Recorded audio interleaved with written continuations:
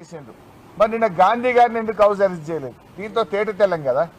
నువ్వే దాడి చేయమని గాంధీకి ఎస్కాట్లు ఇచ్చి పైలట్లు ఇచ్చి దగ్గరుండి నువ్వు దాడి చేయించినావు.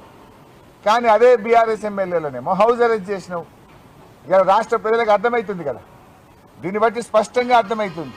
నిన్న నిజంగా నువ్వు గాంధీని హౌస్ అరెస్ట్ చేసి ఉంటే నిన్న కౌశిక్ ఇంటి మీద దాడి జరగదు కదా. మరి మమ్మల్ని ఎందుకు ఇవాళ హౌస్ అరెస్ట్ చేస్తున్నావు? దీన్ని బట్టి ఇది క్లియర్గా రేవంత్ రెడ్డి ఎజెండా. ఇది గాంధీ గారు చేసిన దాడిగా మేము భావించడం లేదు. రేవంత్ రెడ్డి గారు చేయించిన దాడిగానే మేము దీన్ని చూస్తూ ఉన్నాం. ఇలా బాధ కలిగేది ఏంటంటే తెలంగాణ ఉద్యమంలో కూడా మా మీద ఈ రకమైన నిర్బంధాలు, ఈ రకమైన అణచివేతలను 14 ఏళ్ల తెలంగాణ ఉద్యమంలో కూడా మేము చూడలేదు. కానీ రేవంత్ రెడ్డి పాలన ఎమర్జెన్సీని తలపించే విధంగా ఉంది. ఎమర్జెన్సీకి మించిన అన్యాయంగా ఈరోజు